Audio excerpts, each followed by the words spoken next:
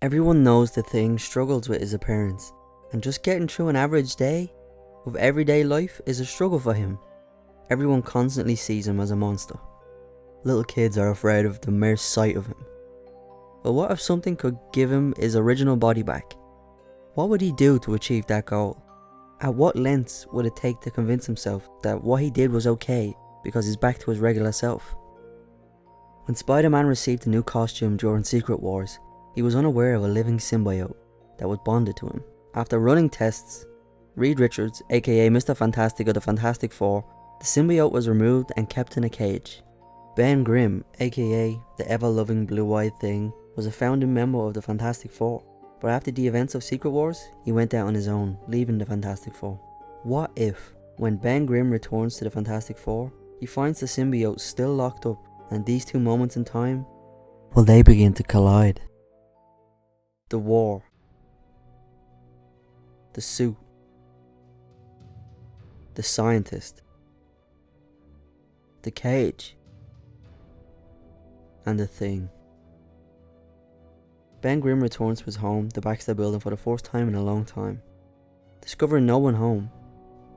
But he finds a cloaked object making weird noises and sounds, glowing on Reed's desk. It's alive.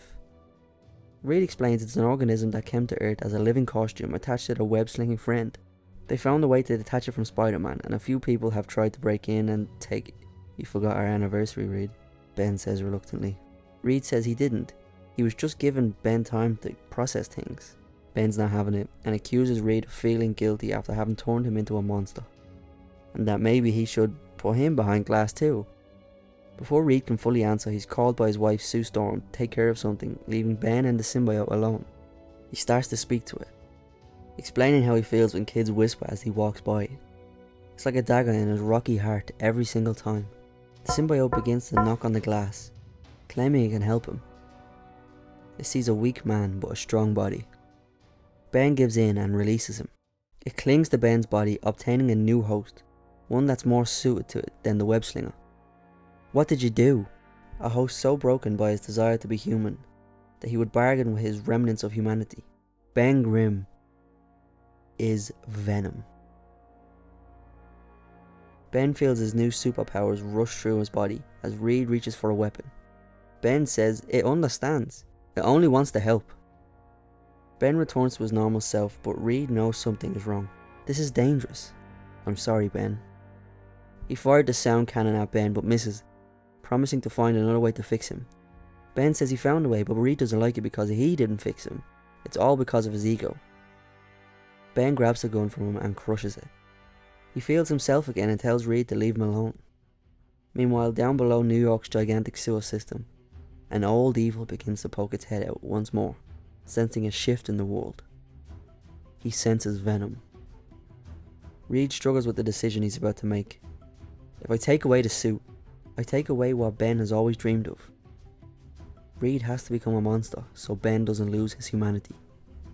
Ben's going about life with newfound optimism, but senses something is wrong and suits up. In a back alley, a door flies open. Ben gets ready for go time. It's the lizard. He tries talking to Ben at first, but all he thinks is, it's clobbering time.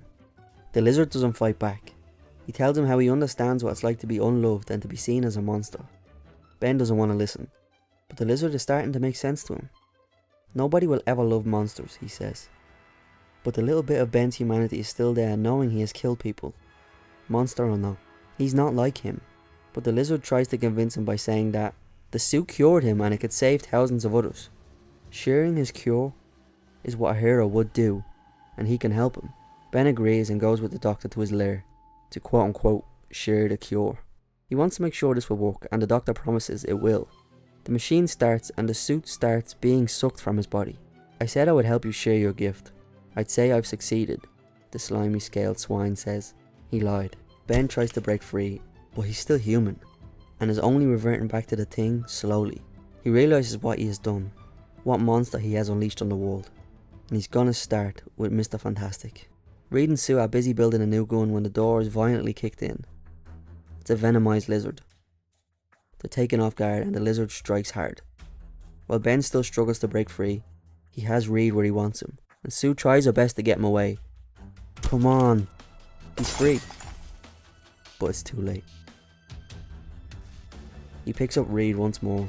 Reed tried to fight back and he bites his arm off. Ben bursts in. Face me instead, he screams. You're too late. He bites into Mr. Fantastic's stretchy neck, tearing it from his body. No! Ben shouts. Reed's body falls at his feet and he can't believe what he's seen. His best friend is gone. And it's all his fault. Lizard starts to gloat. We are better without him, Ben, he says. We. There ain't no we. There ain't no Fantastic Four. It's just me. As he leaps towards him, tears streaming down his rocky skin. We make monsters. And watch as they hold up a mirror. Greed, anger, hatred, insecurity, doubt. Our monsters grow as we feed them. But the broken don't fear monsters. They become consumed by them. Broken. Consumed. What would Reed Richards say? I don't know. He ain't here. Perfect host. Not more monster than man. As man is monster. That's it, everyone. I really like this story. Flipping the whole human to monster thing back on himself, if that makes sense. He's seen as a monster outside, but now he's a monster on the inside, if that makes sense. I like the twist. Well, anyways, if you liked the video, like, comment, subscribe. Tell me what you thought of it in the comments. Peace.